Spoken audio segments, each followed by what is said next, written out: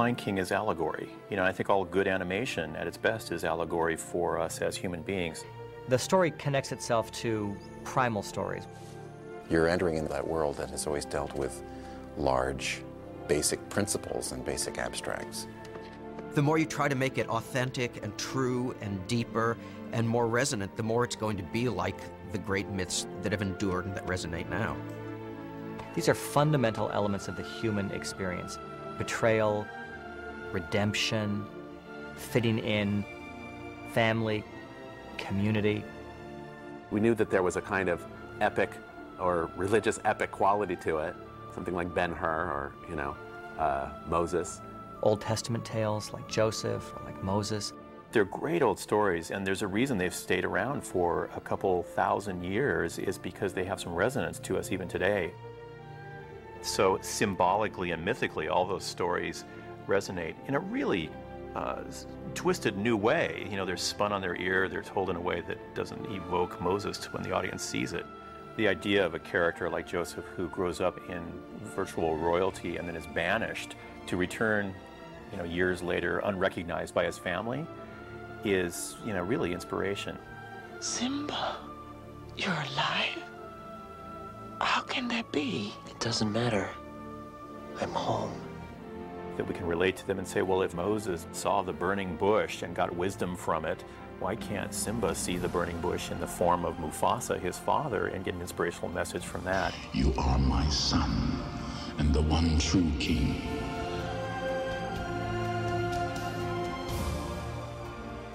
Because we were intentionally trying to work in the realm of archetypes, I think then, as soon as you do that, then you start to see how it relates to other great mythological stories. Whether it's scholars like Bettelheim in uses of enchantment, or of course Joseph Campbell and his analysis of the hero's journey, even more contemporary versions of primal tales like the Shakespearean angle, of course the Hamlet angle that gets talked about. We took in all of that as we began to shape the story. Whoa! Before I came aboard, it was described as Bambi in Africa with Hamlet thrown in, so Bamblet. I think we noticed that there were similarities after we had structured certain things. Because originally Scar was a rogue lion that didn't have anything to do with the pride. And then we thought, well, it'd be more interesting if the threat comes from within. As the king's brother, you should have been first in line. Well, I was first in line until the little hairball was born. And then, all right, so if it's a royal family, then what's more threatening than to have someone in the royal family be the threat? And then, you know, you made him the brother, and all of a sudden, uh-oh, here's, we started seeing the Hamlet parallels. Don't turn your back on me, Scar. Oh no, Mufasa. Perhaps you shouldn't turn your back on me. The Shakespearean element, to me, is not only the bad uncle and the would-be prince, it's also the juxtaposition of the tragedy with the next scene is hysterical. Kid, what's eating you? Nothing. He's at the top of the food chain.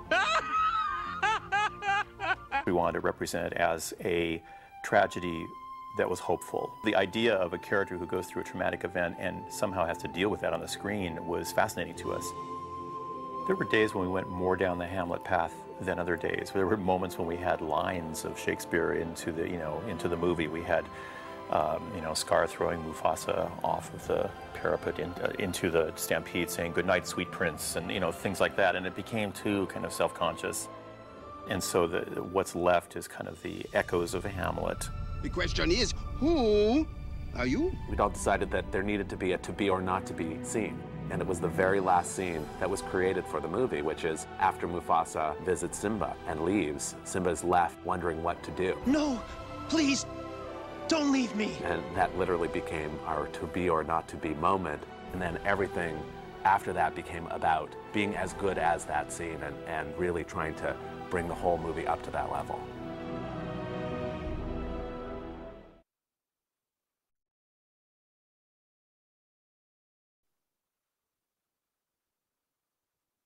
One of the interesting things in the process, I think, is sort of finding the theme. Sometimes you go through these kind of soul-searching times where you begin to question, is this really our theme? Is there another theme emerging? I think from very early on we were going to take on the telling of a story about coming of age. And because it was about kingship, It was the taking of responsibility. One day, Simba, the sun will set on my time here and will rise with you as the new king. In this case, the story was telling you that it wanted to tell itself about responsibility. The metaphor of how are you responsible for your own community, or how are you responsible in your own family? And I think that's something that's universal that people can relate to, and I think it's always appropriate. And whether that is expressed as loyalty, whether it's expressed as taking your place in the circle of life, this notion that Simba takes responsibility for himself and realizes that although he's made mistakes, he must go back. Rather than checking out of life because life is too hard, he chooses to actually go do something that's much more life-affirming. It was very important to embody that theme about taking responsibility and about the defining moment that happens when you choose to stand up. And we were talking about how are we going to teach the lesson? How are we going to convey it? And then Irene, as a joke, said, "Why doesn't he just hit him over the head?" Ow! Jeez, what was that for? It doesn't matter. It's in the past. And that's one of those times where, you know, the crazy idea becomes the great idea. You think you have a theme, and as the movie pulls together, it becomes more apparent in each scene. We wanted to not skirt the issue of death because it was essential to the story. It's the big story that everybody deals with, which is about dealing with life in the face of death. Simba, let me tell you something that my father told me. Look at the stars. The great kings of the past look down on us from those stars. Really? Yes. So whenever you feel alone, just remember that those kings will always be there to guide you. And so will I. Life is about balances, and it's the contrast of it all makes it work. The sun only shines in contrast to the darkness. So the brighter you want the movie to be, the more celebratory and joyous you want it to be, you have to, at times, go into the darkness and show that side of the movie. You had to deal with the bottom rung of life in terms of loss to be able to celebrate the last scene of all the gain that this character goes through by experiencing the full spectrum of life, from joy to sorrow and from hopes to hurts, and all that spectrum is what we try to follow and lay out for the audience. So it sort of goes beyond the quotation marks of storytelling, and it speaks to experience. It doesn't matter how bad things are or can get, you can get through it, and the human spirit can rise above everything. The strength of animation, and certainly the team of artists that made Lion King, is that together we made something that not one of us could have done on our own. And that is a very magical thing, and I think that's what the magic of Lion King is. We are all part of something bigger than us, that we all belong, and that our time here is brief, but that our impact can be everlasting if we will stay part of that circle of life.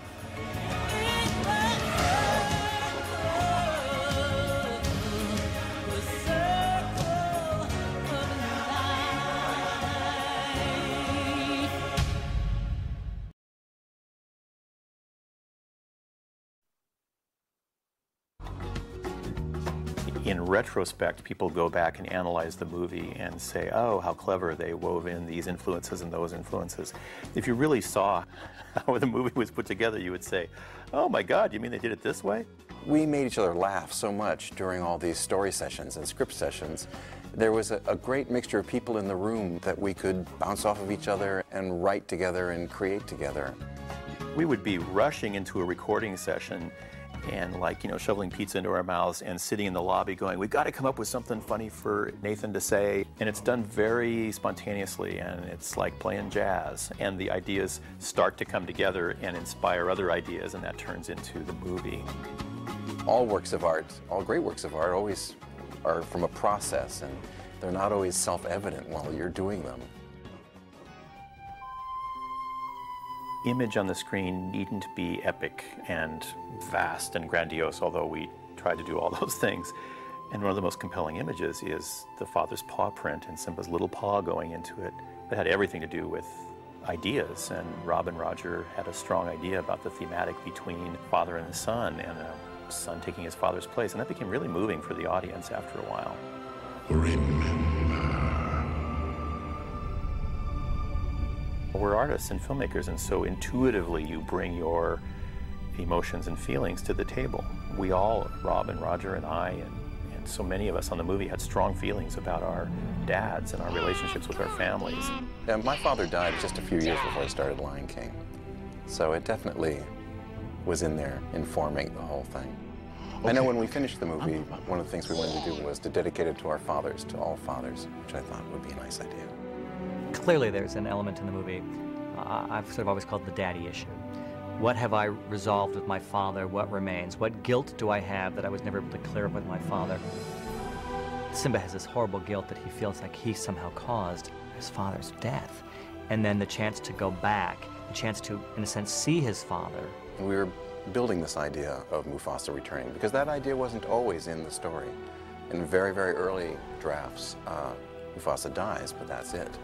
And I think when we went back into our major re-looking at the story, that was one of the main things that we came up with, was that Mufasa would return in Simba's hour of need.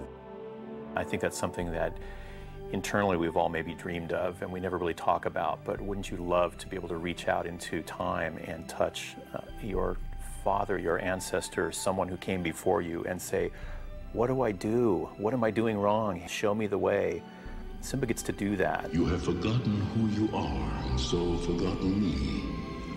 Look inside yourself, Simba. It's very cryptic, but it's really meaningful because the theme then is, well, the answer is not out there somewhere.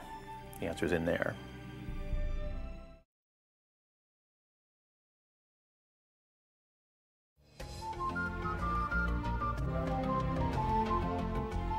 I came to the studio in 1985, and it began an extraordinary journey of making about 5 movies.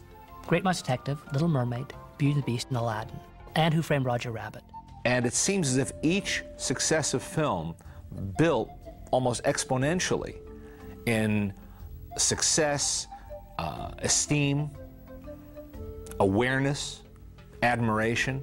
And in that mix, we started doing Lion King. Lion King was supposed to be a movie that no one cared about. I think it was right after I finished work on Aladdin, and George Scribner, who was supposed to be the director in the very beginning, he gave me a call and he said, you know, there's this new project, it's kind of Bambi in Africa. That is the dumbest story I've ever heard in my life. We are not gonna make that, are we?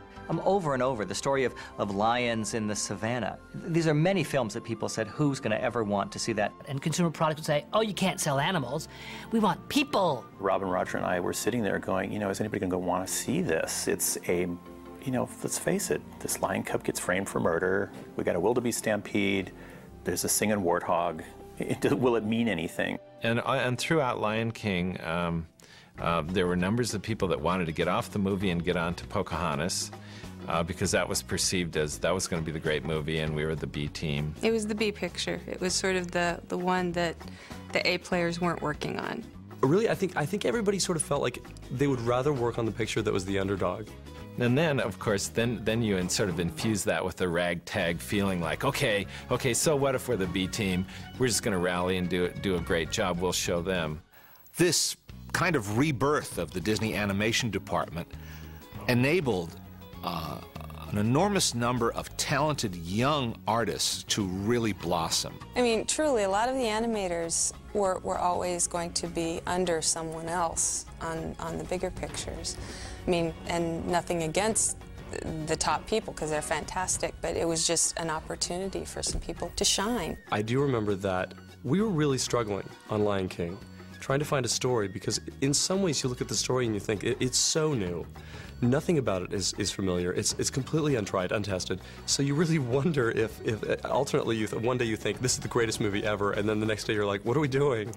I always say that when you make a film, there's the film that everybody thinks you're making.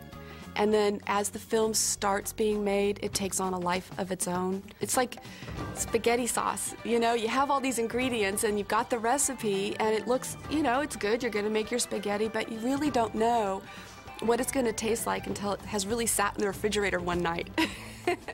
There was a magic point in Lion King where everybody believed it was going to be a great movie. We put together Mufasa's ghost around the water hole. And you went, oh my God, this could really be a powerful movie. I think by nature of the personalities that came together and the fact that we had leadership that was inspiring us every day, we formed this, you know, sort of consciousness about a movie so that when you see it, sometimes you don't know really who was responsible for what, because everyone built on the other ideas. And so for that part, it was, you know, as a Hollywood screenwriter who's usually like, thank you for the script, goodbye now. I was very involved with aspects of the film that normally one wouldn't be involved with. Yeah, this is a considerably more collaborative process than ordinary writing, ordinary screenwriting. I think that it's a collaboration, and it's also, I think, such mutual respect, because you really want to impress those around you. You want to hold up your end of the bargain, and you're working very hard to bring in a sequence or to create a background or a layout or a moment of animation that's going to really wow the people that you respect. On the traditional film, you often have 300, 350 people at various times working on one of these films. So it's the power of 300 people with passion figuring out a way to all get in the boat and row in the same direction. We had to listen to each other, but we all enjoyed each other. I mean, we made each other laugh so much during all these story sessions and script sessions.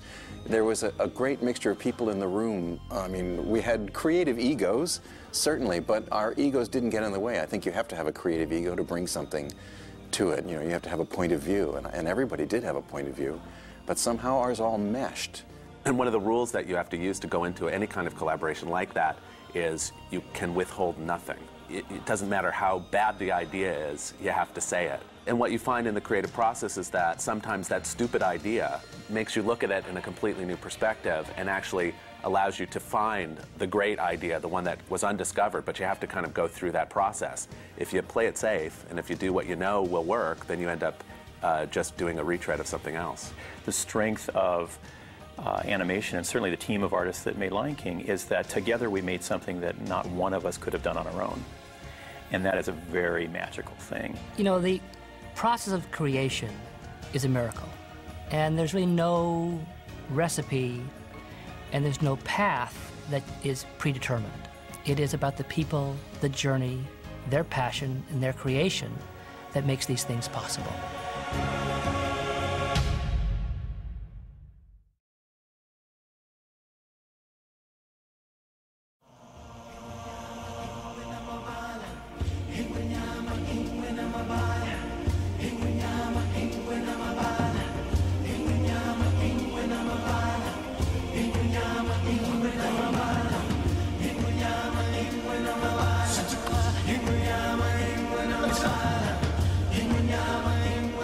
Our trip to Africa was fantastic.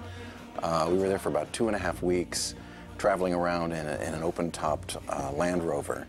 Chris and I are sitting up there looking around. We were just swept away. We couldn't, that was it. That was the moment that I realized this place is unlike any other place on earth. Anybody who has the opportunity to go there should go there, because it's hard to describe. When you go there, you feel like you've gone home. And I went there and I fell in love. It changed my life. It was still the most amazing place I've ever been. It sounds silly, but it's such a stunning revelation to actually just see the animals in their natural habitat, and to see prey and predator mingled all over was fantastic. On a daily basis, it was life-affirming because everything was very raw. The balance of life and death was very in your face all the time. All those kind of impressions really went in also to the philosophy of the movie, the whole concept of circle of life, where you've got, you know, the good and the bad, you've got the life and the death cycle interwoven, the nobility of it as well. I think it informs us in so many ways. But just even meeting the people, the experiences that we had, it was the most life-changing experience I have ever had. That is still one of the greatest 2 weeks of my life. It was so much fun. I mean, I've never had more fun in my life. Here it is, what, 11 years later, maybe 12 years later, we still celebrate our anniversary of the trip, and we get together as a group and remember and to watch those silly videos that we took. You know, it really cemented not just working relationships, but true friendships that have lasted all these years.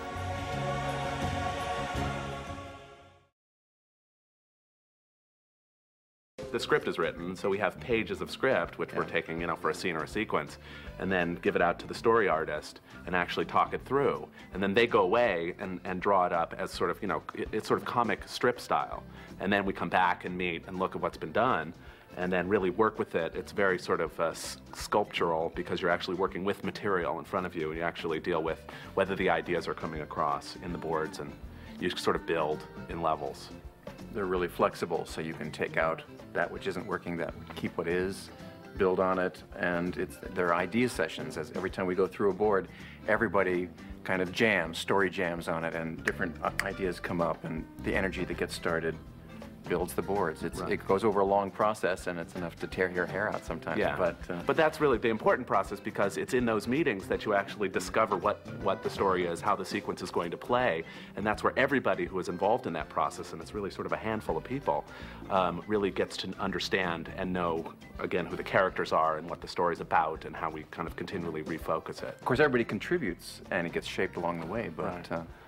But it's a little bit, I mean, just in terms of filmmaking, you know, where it's different from, let's say, a live action film where you actually get the actors in front of a camera, you tell them what to do, and they're actually acting it out. It's filmed, and then later it's edited. What we do is sort of in reverse.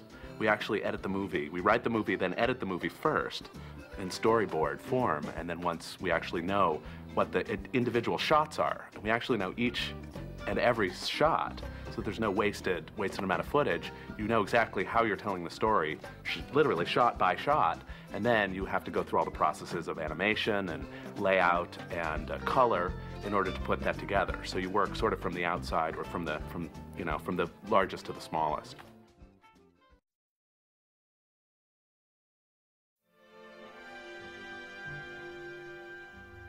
In the original production design concept, there was an idea of being much more design-oriented with the landscape to try to evoke African patterns of fabrics and textiles. It made the film seem a little bit removed and made it a little bit too abstract. And so we moved away from that idea to this notion that what we were creating was this epic movie, and what we needed was a landscape that would be suitable for really bringing out the kind of the scale and the grandeur of Africa. Welcome to our humble home. You live here? We live wherever we want. It's beautiful. With the background styling, I think they wanted to capture the mystical atmosphere of this continent, you know, of Africa. I did some designs with this, you know, Kilimanjaro. At the bottom of the mountain, these tiny little elephants, you know, they're passing by, and these beautiful sunsets and grass in the foreground, and then some hidden animals in the background, playing with focus and out of focus. I mean, there was so much you could explore. It was endless. The image of the plains of the Masai Mara, the broad, flat plains and the flat acacia trees, has been used so much, and as we traveled around Kenya, there's such a variety of landscape. The mountains, the rainstorms that come over, all the different plant life. It was really refreshing to go there and see Africa up close. And all of the photographs we took, a lot of them made their way to base our backgrounds on. All of our colors were inspired by Africa. Not just the natural colors of Africa, I mean the vivid blues of the sky and the tan russet colors of the savanna.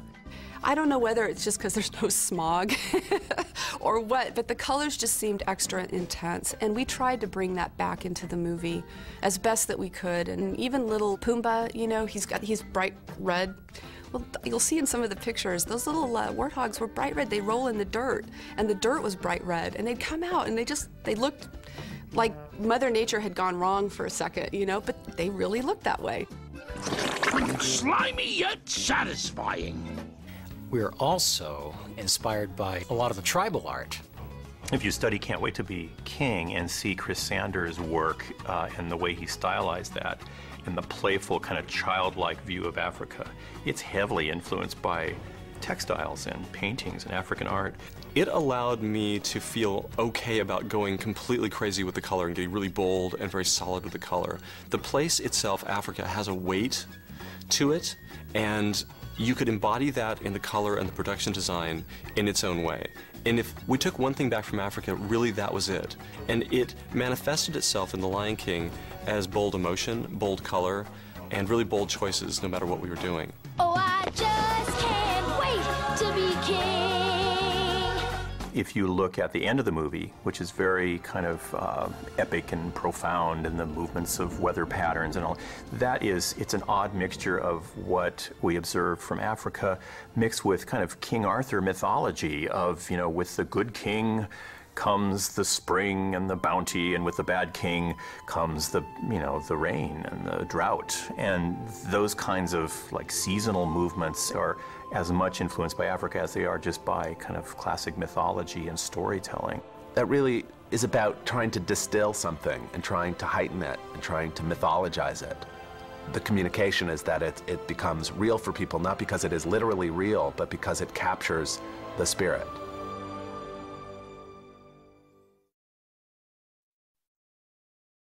There were a bunch of different directions that we were thinking about going. One was the National Geographic approach, deliberately realistic and kind of underplayed in scope. And then there was a more broad, cartoony type of effect, and then there was a kind of a Sleeping Beauty illustrationing approach.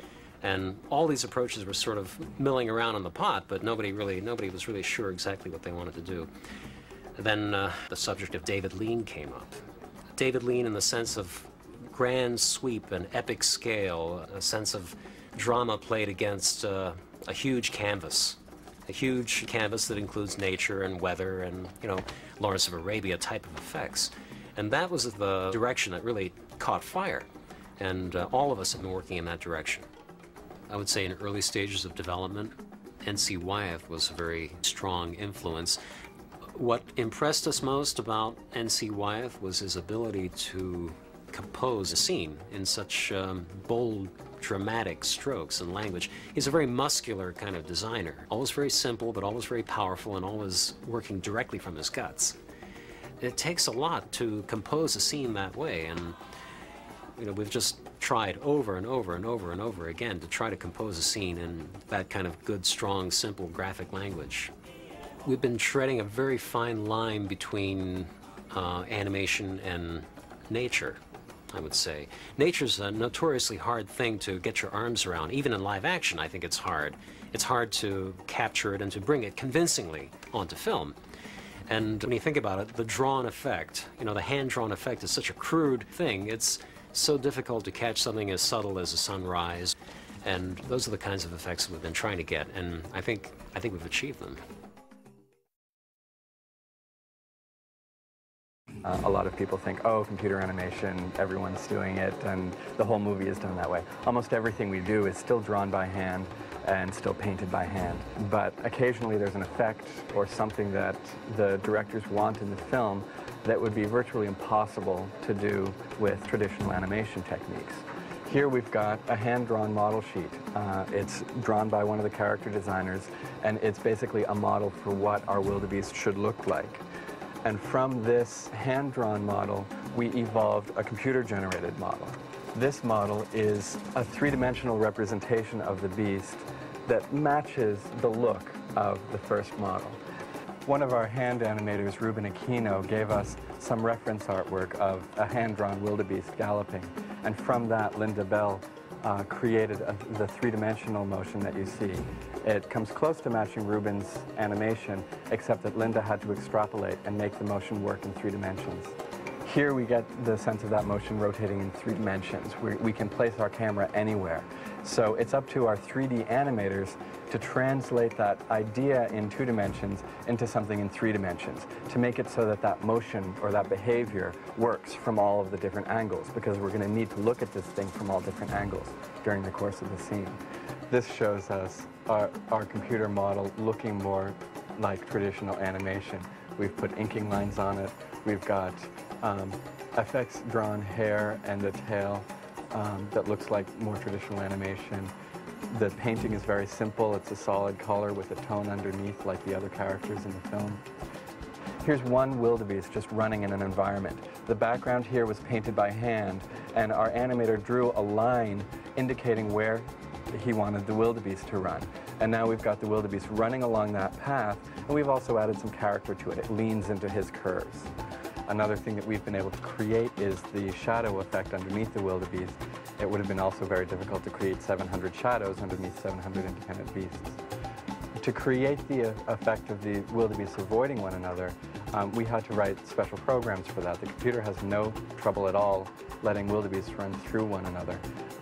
So we thought of each wildebeest as a little magnet, and the magnets sort of push away from one another. But one wildebeest wasn't enough. We needed hundreds of wildebeest. So we had to come up with a way that our animators could control the behavior of hundreds of beasts. So we came up with this idea of a simulation, sort of playing follow the leader. These bugs sort of show us what the simulation is. We've got leaders and followers. And the followers have to follow their leader, but avoid one another, because we don't want the wildebeest to bump into each other. So here we're showing some of the different examples of what we can get when we take wildebeests, run them along, from the top perspective. Then the next step is to match it to the background. We've built a three-dimensional grid that matches the perspective and the look of a background that's going to be in the scene.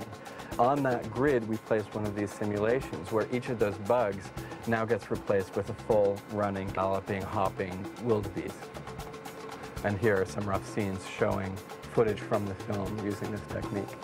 Another thing that we did was, for final color, we wanted to give each wildebeest slightly different colors, and we can show that here. You can see for tests, we gave them really random, wild colors. We called them our Peter Max beasts. Here we've got the coloration of each beast being slightly different and random. We did this during the rough phase, so that the directors could say, well, I like the scene, but we need to take the pink guy with the yellow face and move him down slightly, or can we make this guy run a little bit faster, or maybe we should add another beast behind the lavender guy. So by giving each beast a different color, it allowed us to talk about the beasts in the scene. Of course, when we put this to film, in the rough phase, we're putting it to black and white film, so those all just become shades of gray. And then in final color, we do give them each different colorings, but it's within a very limited range of what we want to design the wildebeest to look like. Some of them are slightly darker gray, some of them are slightly lighter gray.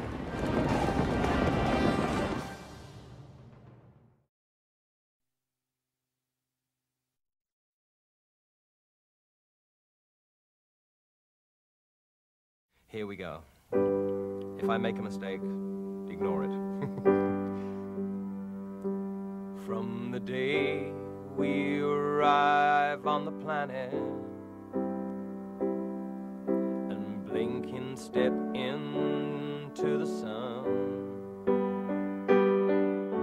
there's more to see than can ever be seen, more to do than can ever be done.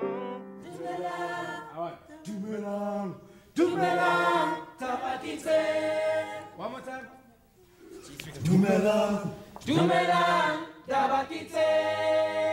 Get 2, 3, pause.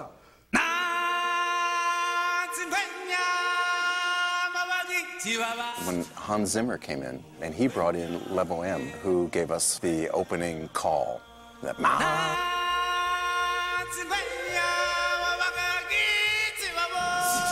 it immediately took you to Africa. I mean, at that point, it wasn't a bunch of Hollywood people trying to do what we thought Africa should be. It was somebody from that place who was able to express his feelings about that place. We wanted the freedom of this, of expression, and just the mass of these, these amazing singers.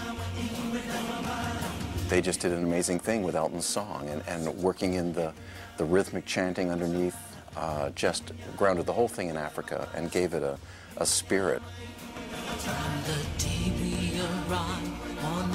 They didn't just hire me to just write the melodies and then thank you very much, goodbye.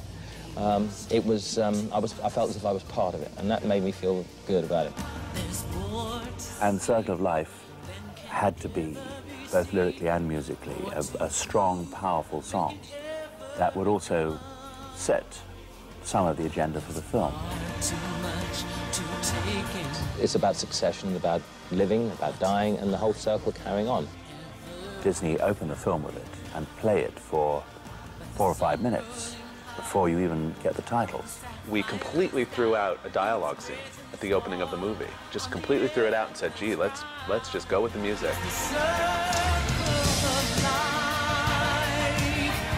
We were afraid that there was no way to recover from that unbelievable opening. There was just no recovery. And after we saw that, a lot of things happened in the movie to bring it up to the opening, which meant the whole movie was up to the opening, which meant it was fantastic. Oh, I just can't wait to be king. Circle of Life, Can't Wait to Be King, Can You Feel the Love Tonight? I can say those titles and you remember the melodies. I don't have to sing them for you. You remember the melodies of Can You Feel the Love Tonight? And that kind of strong tent pole of melody held up the rest of it.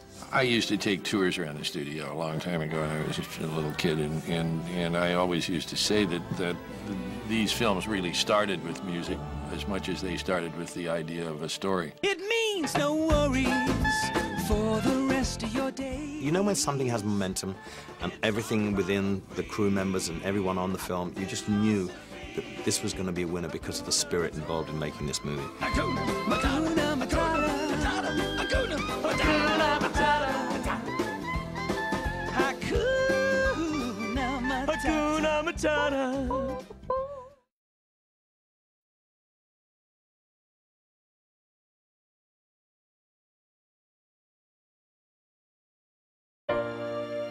One of the things that people don't know about The Lion King was that it was not actually anticipated to be a musical. It was in a sense like a National Geographic special that would be animated. Tim Rice had come to work at the studio because he had sold his play, and I sat down with him, I believe over lunch one day, and said, could this thing be a musical? And he said, well, anything can be a musical.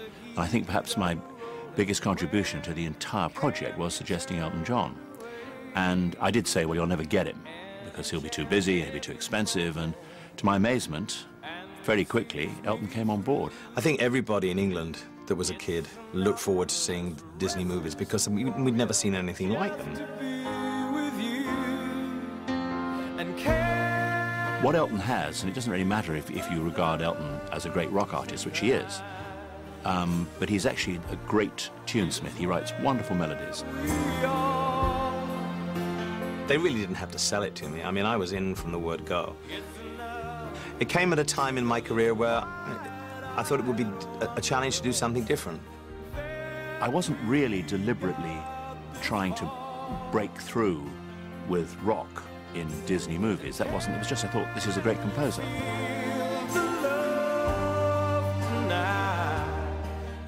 I wanted to write the best a bunch of songs that had been written at that point for a Disney movie. I don't know if I succeeded or not, but that was the challenge. He insists on having the words first. So all his tunes, including all the great songs he's written with Bernie Taupin, have all been inspired and set off by a lyric. I see what's going on in the song, and so orally I try to put what I see visually to the lyrics and marry my feelings with what's on the paper.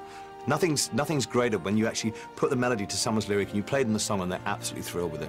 Oh, I just can't wait to be king. An animation film, when you first see it animated, you see drawings, pencil drawings, and then you might see a little bit of animation. And from that whole process to when you finally see it, I couldn't believe what I was seeing. And I was going, oh my God, this is going to be huge.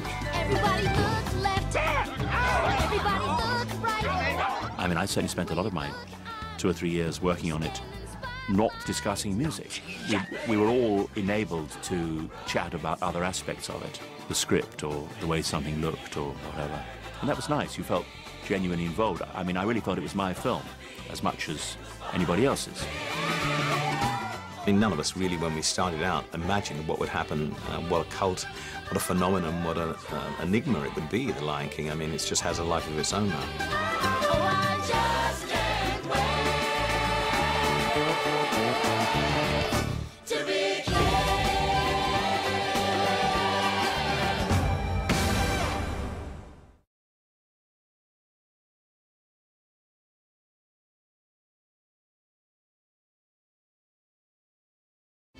You know, the score was never described, or the film was never described. There was this sort of big room with storyboards on the walls, and Rob Minkoff and Roger Ellis, the directors, would basically do this sort of song and dance routine. You know, they'd just like take you to the story by sort of doing all the voices, doing all the singing, doing all the tap dancing in front of these drawings. So we never quite got through the story because, you know, they'd get to a certain point and they'd look at a drawing or a scene and go, hang on, this could all be different, and then they'd sort of like in the front of you, they'd pull all that stuff off the walls and start redesigning the story, basically.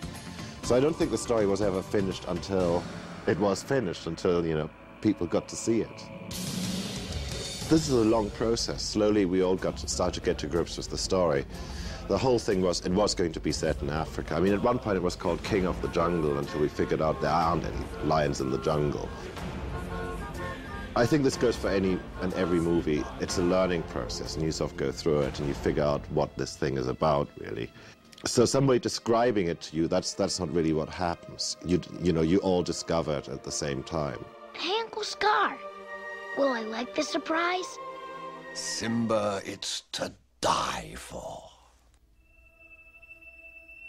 I had done a film called Power of One, which was all based basically on huge Zulu choirs and percussion, and that's it. And I thought, you know, well, let's do the same sort of thing again, big Zulu choirs and just percussion. Let's not book an orchestra, let's not do any of those things.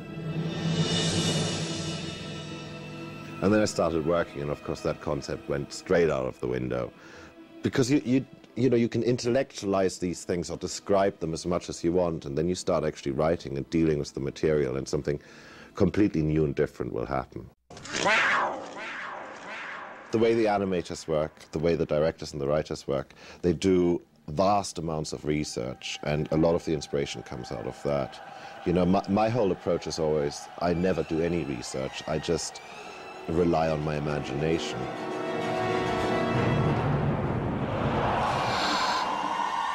I had this idea about basically working with the Zulus, you know, this warrior tribe, this very proud tribe down in South Africa.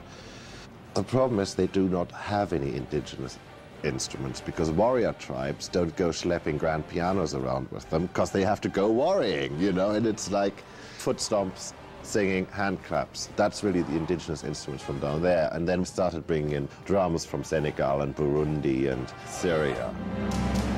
You want to try to be as cinematic as possible. You want to try to get an emotion across through pictures and sound and music.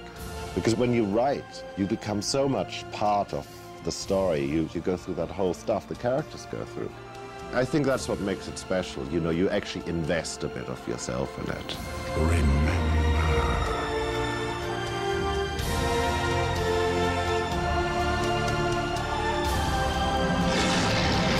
When you hear an African choir, it's innocence. There's no holding back. There's never this feeling of inadequacy, you know, which makes people sing quietly. You know, you can hear every individual in the group.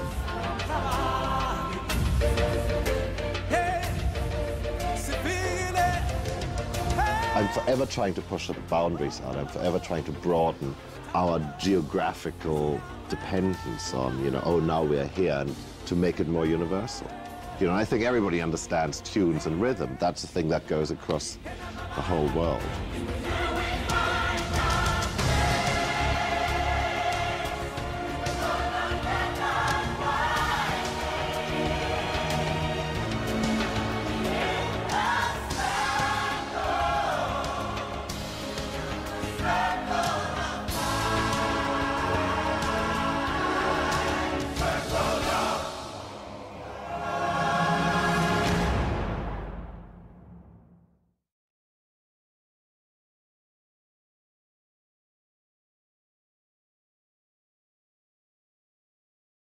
Simba!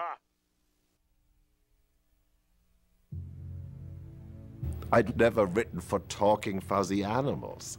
You know, I knew how to write to human characters, but, you know, these were animals. So it took me a while to sort of get over that and start doing what you actually do, which is you just treat them as human characters, or as human emotions.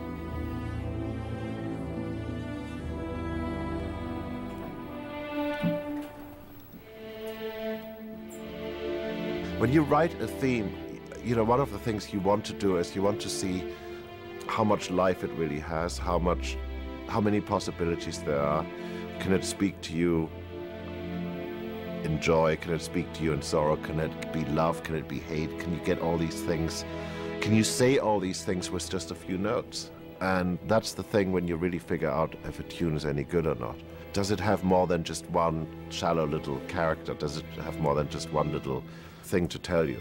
You know, can it get underneath there? Can it get under your skin? Can it get dark? Can it talk about the death of a father or something like that? I mean, the main emphasis was for me, you know, really how are we going to get in a children's movie to the idea that a father dies and make it an emotional yet not horrifying experience, but make it something that you know, children might actually want to start asking some questions about. And it's very simple. It's my point of view, because my dad dropped dead when I was 6 and I had nobody to talk to about it. So it's a very personal sort of thing.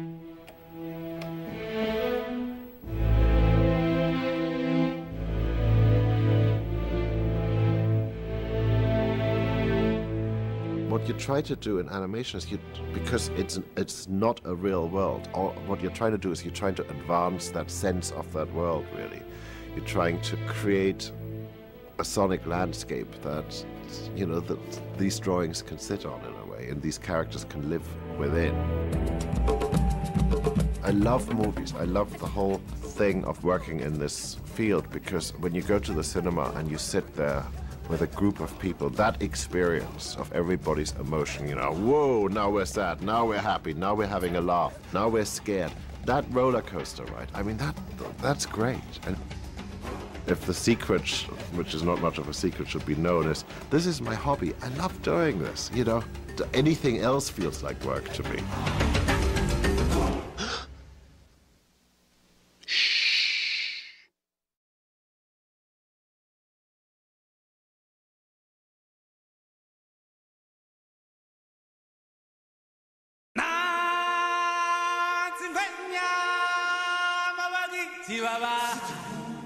The first thing you hear is my friend Lebo doing this great African chant.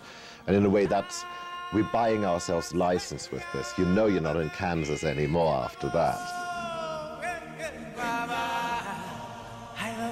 Lebo came in and with this vocal approach that just floored everybody. And that really set the tone for where everything was going. Lebo M had moved to America, had left in exile South Africa, he's about 14 years old, had gone with Hans back to Africa to record Power of One, and then come, of course, back to the States. And you hear Lebo, no matter what language, and the film is in 32 different languages. You could hear this film in Hebrew, you can hear it in Swedish, you can hear it in Zulu. No matter what language you hear it in, though, it's Lebo calling out at the top as the sun rises. And Lebo became a through line for that entire African quality inside the film. Lebo has always been literally, you know, my tour guide through this stuff.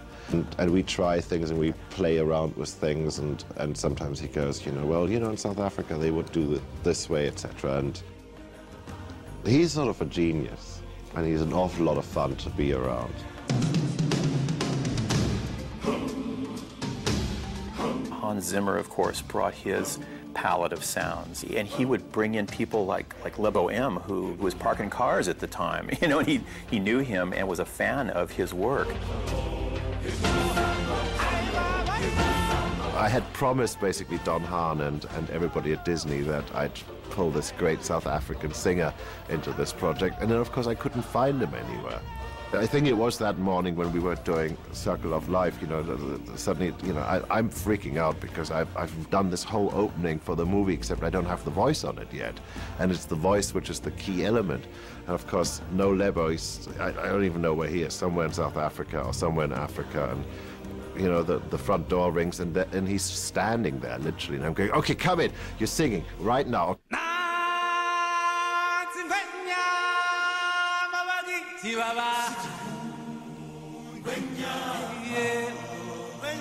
The first thing he did was he started writing lyrics. I mean, he started writing a parallel story to the story that's really going on in the movie.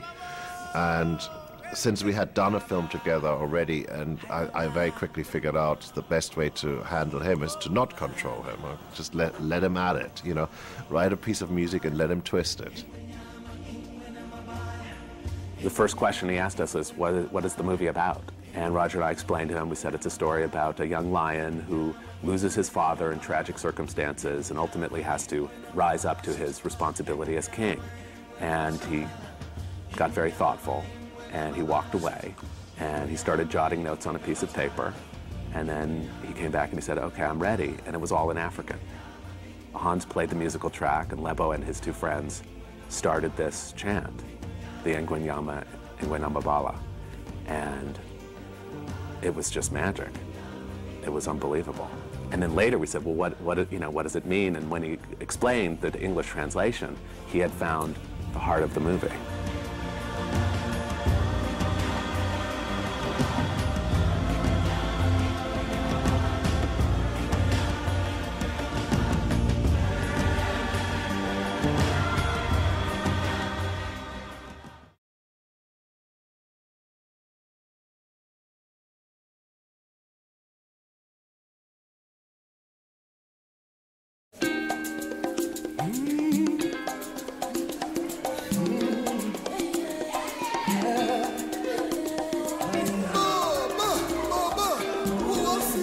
There's only so much you can put in a 90-minute movie, and we had all this other material that we thought, oh, there's a terrific soundtrack album to be had. And Chris Montan, our music supervisor, pulled in all that material into Rhythm of the Pride Lands. It just really touched people's souls in some way that I'm happy about.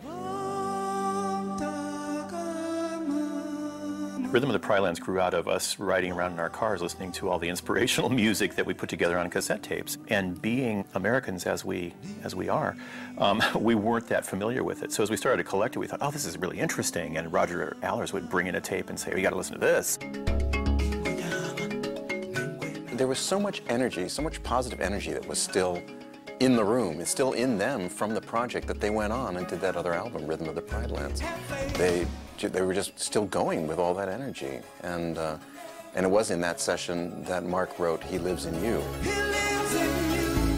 It's really Lebo's record, though. He's all over it. He came up with such beautiful music. After we did The Circle of Life, they were convinced that that's the direction they feel musically the film should go.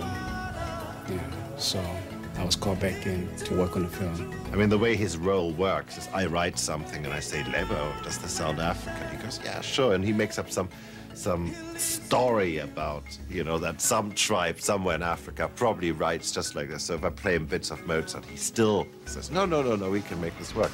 Which is pretty much how we always work.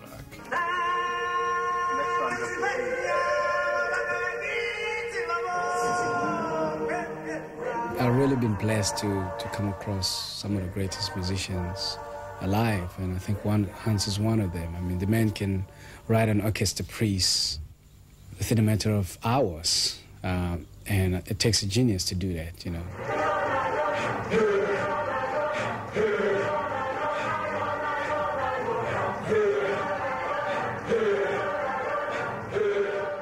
Lebo's thing is about managing large groups of singers, and that's where he comes from. And it's getting them excited and getting them to sing as a unit, so that they really have a singular impact.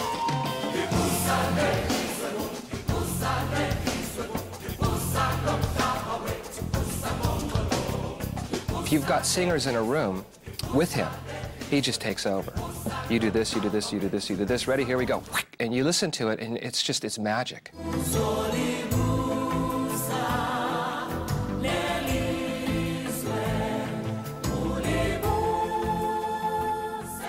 There's so much trouble in their homes, in their neighborhoods. You know, people really, were killing each other, and singing was such a relief for them.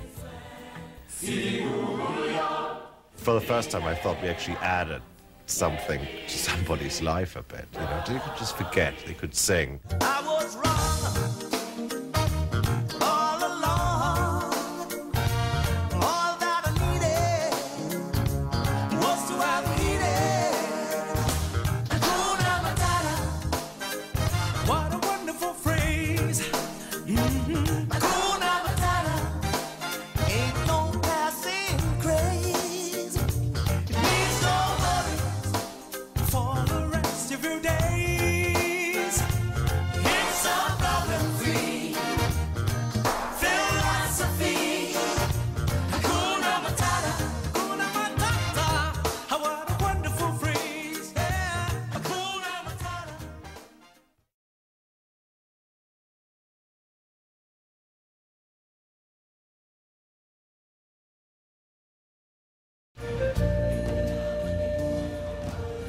mean, if you're going to win an award, the one to win, and I'm thrilled to have won a Tony because that was my first attempt really at that with Aida.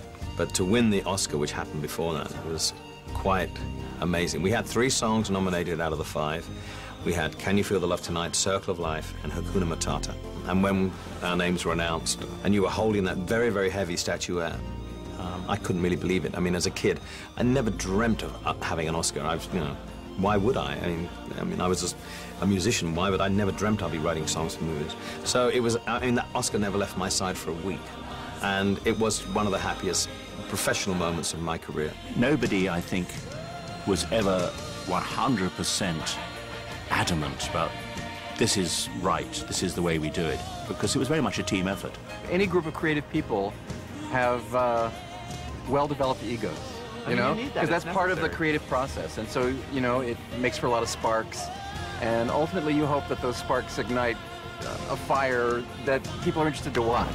You know, once you're hooked, you're really hooked. You know, you want this to be good. You know that you're following in a line of people having done fantastic work.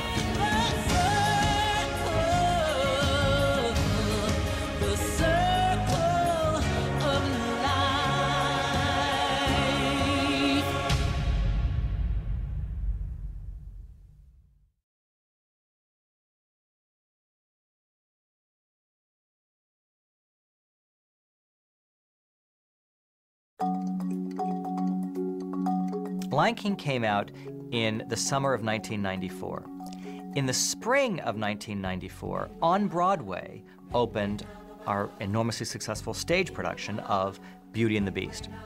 Michael Eisner said to me, you know, we should do The Lion King on Broadway. I think Tom Schumacher's on the record saying, you're crazy, Michael. Are you nuts? You're talking about a lion. Whether it was a good idea, whether we thought it was a bad idea, we all thought it was a bit nutty at first. Ah, that's the stupidest thing I ever heard. Everybody said, oh my God, you've got to be kidding. Lion King? What are they going to do, wear rubber heads and dance around or something? It just sounded awful and absurd. I thought, well, this would be like Cats, you know, but 20 years too late. I just didn't know how they could do it, except for, you know, for having all those kind of mascots that you see at like professional NFL games walking around doing numbers. And I thought, hey, that's going to be really great.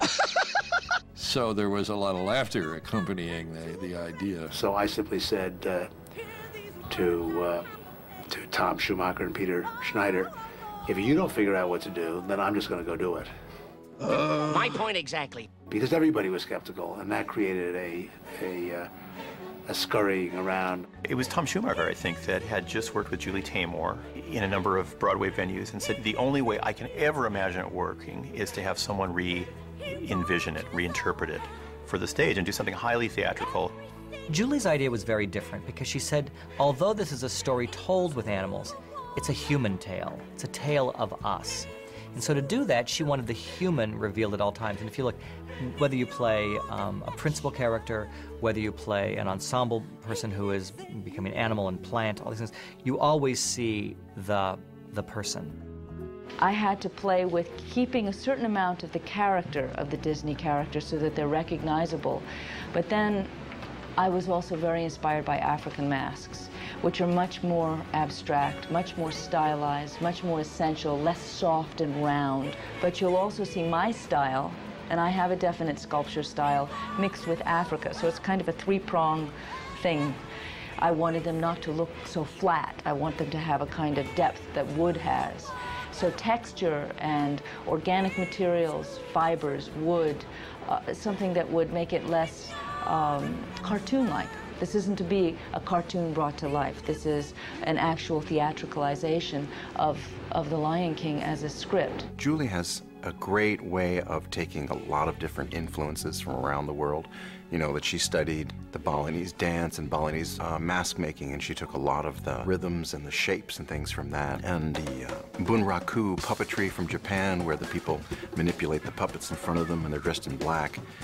She took that idea for Timon and for Zazu, and the mixture of all of this, the mixture of masks and puppets and people and the abstraction of it, I think just really helped make Lion King work. It's very hard to single out any one individual and say they were responsible for what happened. I'm a very big believer in the collective process of the coming together of an extraordinary bunch of artists to create something extraordinary. Without Julie Taymor, however, The Lion King in its present form would never exist.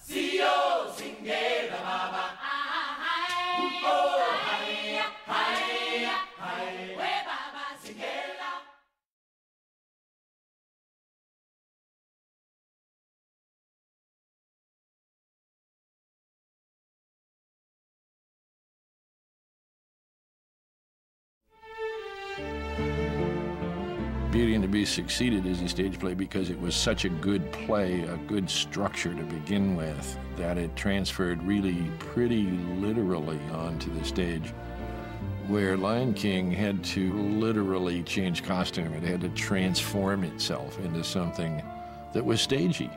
Ironically, people always assume that Julie Taymor came into our first meeting and pitched an idea for the physical world of the piece. And she didn't. She flew to California and we sat down in my office. We just talked about it. Her ideas were all about music and all about story. And I said, what about how would we ever actually make this play? She said, that'll come later. She says, first we have to figure out how do we tell this story? What is the story? The basic story is so strong, it's so classical, archetypal of the prodigal son, the child who has to leave home and has to go on this journey of self-knowledge before he's allowed to come back again and take his proper place with his family and his land. That's a story for all time. So you're starting with something that's very good. I also was completely excited by the combination of music. The Elton John songs joined with Lebo South African influence with the chorus seems to me in a fantastic combination and very unusual for a Broadway score. It's much more innovative, it's much more fresh, it's new, and as I live and work with a composer, I'm very big on the music, and it's very important that I love the music. And so there's a lot of this that I think is very inspiring. And so she began immediately working to shape the story, to expand the role of Simba, to figure out who is Nala, why did Nala leave, why did she find Simba, and the role of Rafiki. She had big ideas about how to adapt Rafiki. She did want to change Rafiki into a woman, which we agreed to, but the spirit of the Broadway show is the spirit of the movie. Visually, Julie threw out the movie and reinvented it. But thematically, she kept the story and the emotions and the themes of the story. So we finally got far enough in the process where Julie said, you know, I have to hire somebody to write the book, the script, and you seem to know it really well. Why not you? So we did it. And so that was also another really interesting collaborative process. It was one of those, what do you call it, like a harmonic convergence of talent. A great mixture of people in the room that we could bounce off of each other and write together and create together. It was one of those sort of, I don't want to call it a rare thing, it's just a precious thing. That's the testament to an artist. If they make a strong enough statement, then it always feels like, well, of course, it's always been that. You know, it creates its own identity and it lives and people feel like it's always been there.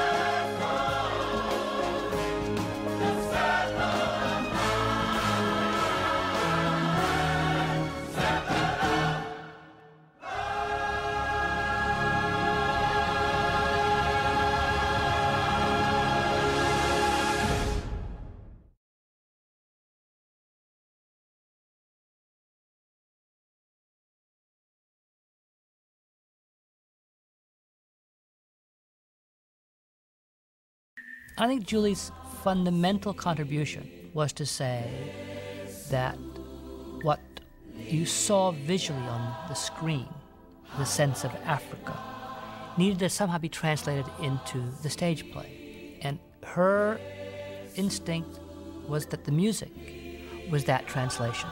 She re-emphasized or made more important the African element of the film too. The Lebo M stuff, and that works so brilliantly. We approached two teams simultaneously, the same two teams that we had essentially done the movie with.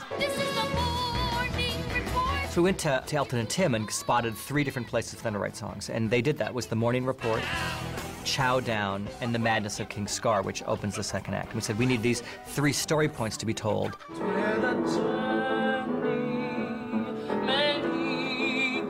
And there's additional songs written by myself, Hans Zimmer and Mark Mancina, from the album Rhythm of the Pride Lands, which have been rearranged and arranged for the Broadway production. There was so much energy, so much positive energy that was still in them from the project that they went on and did that other album, Rhythm of the Pride Lands. Rhythms of the Pride Land became such a key and instrumental piece of the stage show. The Broadway show wouldn't exist without them having done that album. It's interesting how one thing just grows out of the other. And Le Bohème and Mark Mancina, taking the sounds of that album, of weaving it in, created the chorus and the Africanization of the Broadway show, which I think is the essence of what people find so powerful. But in that case, it was very difficult, because if you look at the range of music in the Lion King stage musical, we have everything from sort of traditional African, Chinese, and then we go into British pop songs. It goes all over the place. And in that situation, you have a live band in a pit that has to play all of that. It's not, you can't have recordings, you don't have sequences. You have a live band that has to have that range. It was an interesting problem, but it was exciting because of the fact that it's organic and it's all performed and all played every single night live. And the more live I could make it, the more tactile and really feel like a totally present event, the more exciting I think it could be as theater.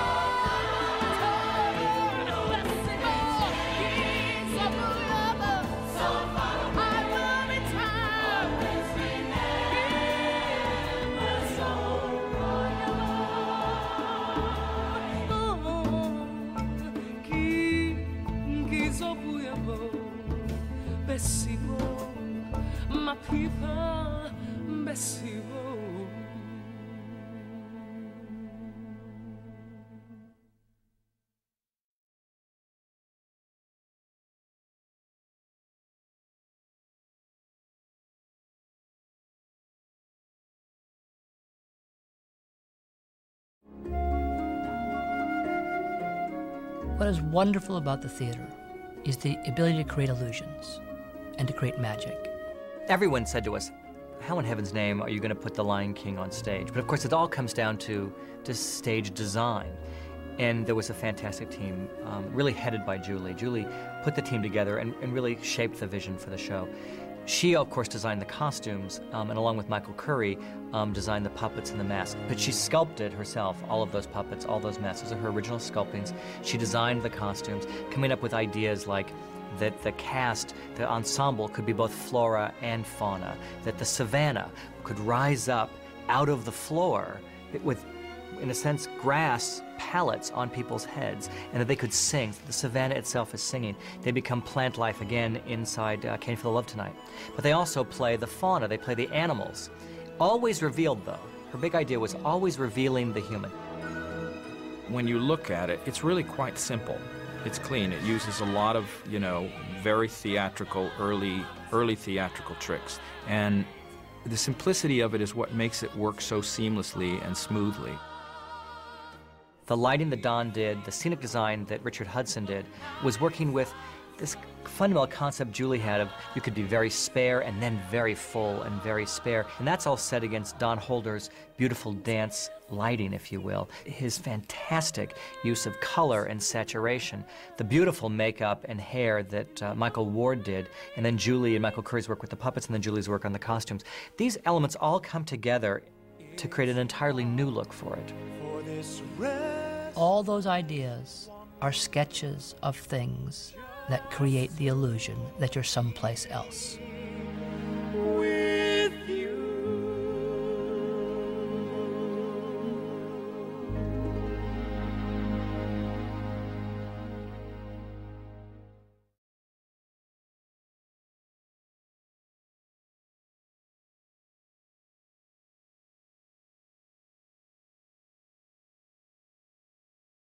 One and two and three.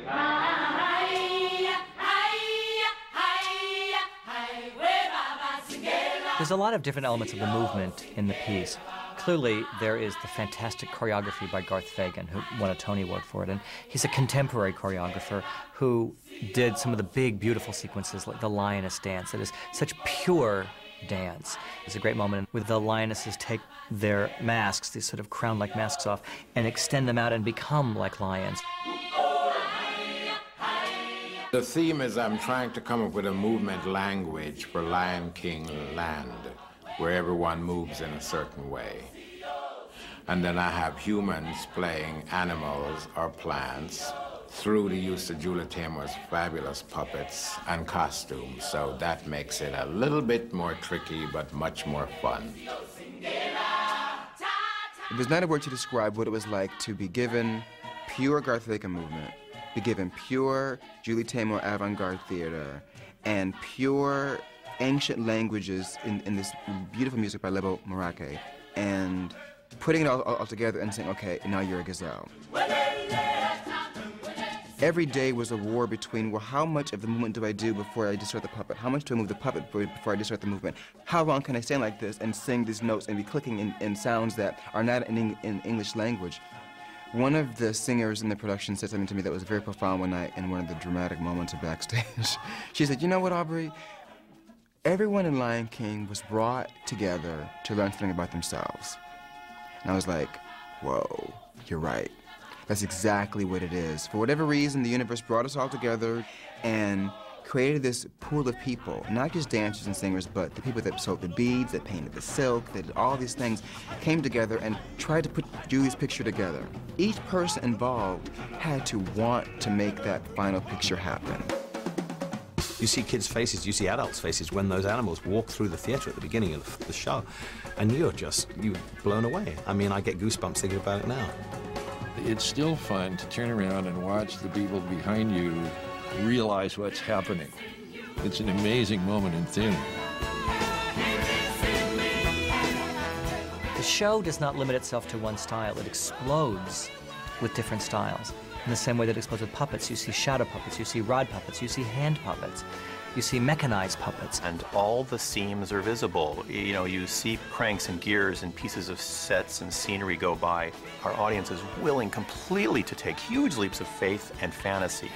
It's something we're all born with, we all have, hopefully for all of our lives. And those kinds of leaps of fantasy are something we try to do in our animated films and something that Julie Taymor did on the stage.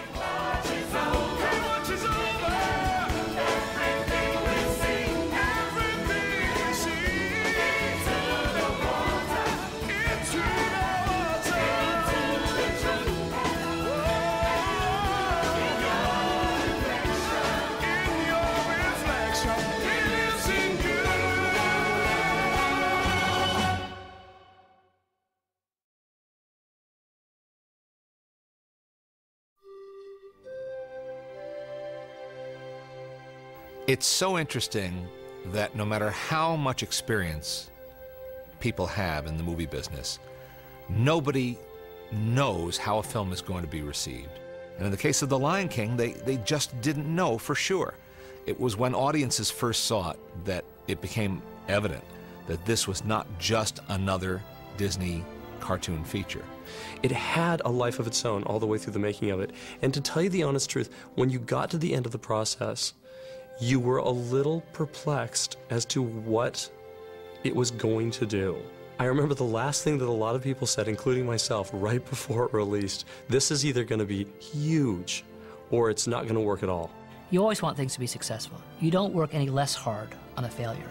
You don't give any more blood and sweat and tears on a failure or the success. And why one succeeds and why one fails is the miracle of creation. No one ever dreamed that it was going to have this kind of success. But, you know, just everything changed and it just took on a life of its own. I mean, the picture came out, it stayed for a long time, it went away for a while, it got re-released because we didn't have a Christmas slot, and boom, it was on everybody's top 10 list. As you know, if you missed it the first time, go see it. This is really amazing. In the entertainment business, occasionally, once a decade, sometimes never, you're part of a cultural phenomenon where it becomes, the end result becomes greater and more significant than you ever thought it would be. It's become a part of the culture.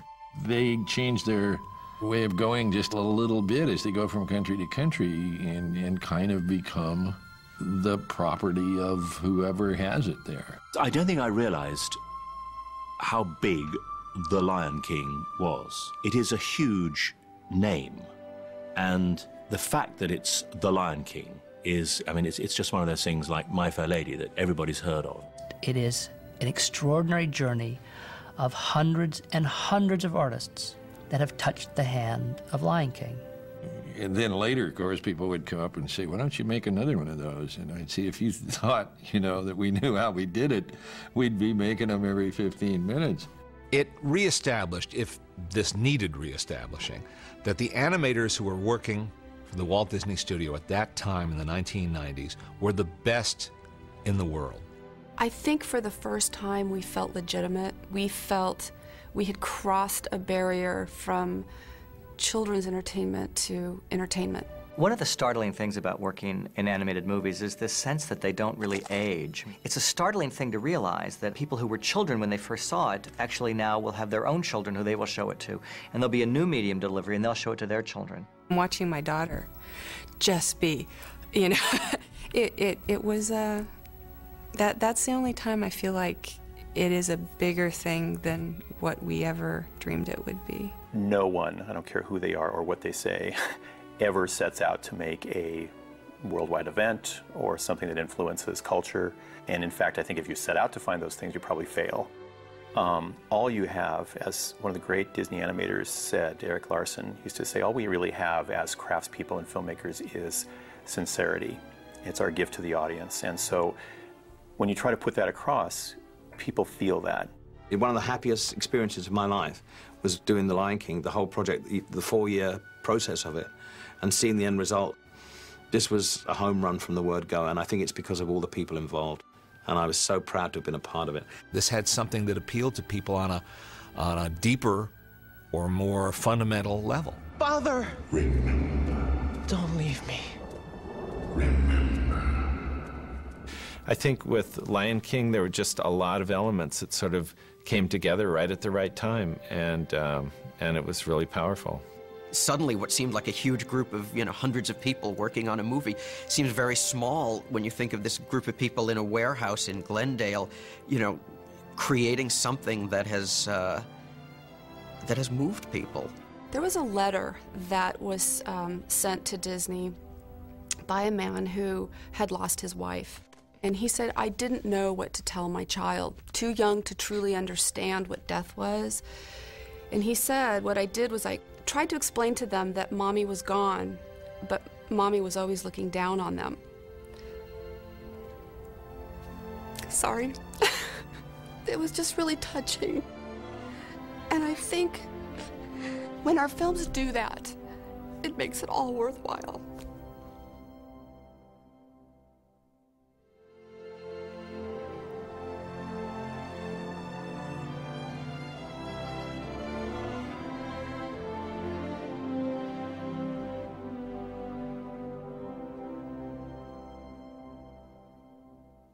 Roll 'em!